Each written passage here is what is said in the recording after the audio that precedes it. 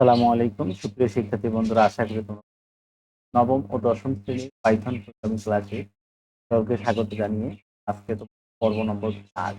আজকে তোমাদের দেখাবো সমকোণী ত্রিভুজের ক্ষেত্রফল নির্ণয়ের পাইথন। আশা করি তোমাদের ভিডিওগুলো খুব ভালো লাগছে। আর ভিডিওগুলো যদি ভালো লাগে অবশ্যই তোমরা আমার এই চ্যানেলটি সাবস্ক্রাইব এবং তোমাদের বন্ধুদের দেখার জন্য শেয়ার করবে। সমকোণী ত্রিভুজের ক্ষেত্রফল নির্ণয় সূত্র হচ্ছে আমরা লিখবো এরিয়া ইকুয়াল 5 মানে 2 বেস টু হাইট, তার মানে হাফ গুণন ভূমি। ভূমি হচ্ছে বেস, এরিয়া ইকুয়াল 0.5 গুণন বেস গুণন হাইট। তাহলে আমাদের কয়টি ইনপুট লাগবে তোমরা সহজে বলতে পারো। তোমাদের কৌশলটি দেখিয়ে দিয়েছি। একটা সমীকরণের একটা সমাধানের যেটাকে প্রসেস করব সেটা ডান পাশে যাহা মান দিলেই ওই সমীকরণটা বা ওই সমস্যা তাহাই হচ্ছে যাহার মধ্যে রাখবো, যার মধ্যে রাখবো তাহলে এরিয়া ইকুয়াল 0.5 গুণন বেস গুণন হাইট। থেকে আমরা যেটুকু প্রসেস সেটা আমরা করে রাখবো, আমরা ইনপুট হিসেবে দিব। ফ্লোটও দিতে পারি, এখানে আমি দেবো বেস, চলকের নাম দিলাম বেস, এন্ট্রি দিই বা ফ্লোট দিই, ফ্লোট দিলাম। দেন আমি এখানে ফাংশনটা দিব, ইনপুট ফাংশন, এটার মাধ্যমে কিবোর্ড থেকে আমি ইনপুট নিব। দেন আমি দিব হচ্ছে কোটেশনের ভিতরে লেখা দিব আমি বেজের মান নিতে চাই।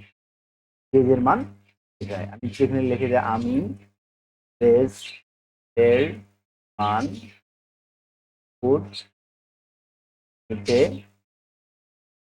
চাই, এটাই চলে আসবে। যা দিব তাই চলে আসবে। এরপরে আমরা দ্বিতীয় আরেকটা নিব, সেটা হচ্ছে হাইট। এটাকে আমি কপি করলাম করে এই জায়গায় দিলাম, এই জায়গায় আমি দেবো হাইট,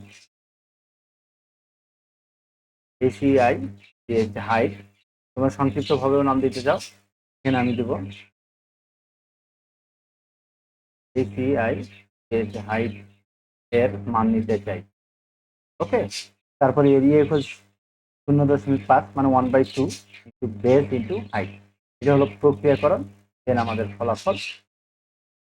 এখন আমরা এটাকে প্রিন্ট করে দিতে পারি। কাকে প্রিন্ট করব? এখন আমরা প্রোগ্রামটা সেভ করতে পারি।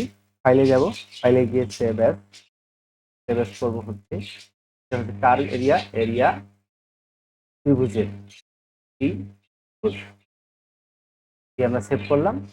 দেন এটাকে আমরা রান করব। রানে গিয়ে 5 নিলাম, 10 নিলাম।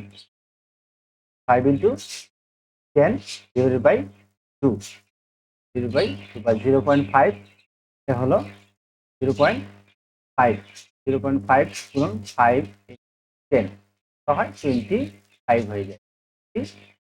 5। প্রিয় শিক্ষার্থী বন্ধুরা, আশা করি এই ভিডিওগুলো তোমাদের অনেক কাজে লাগবে। আল্লাহ হাফেজ।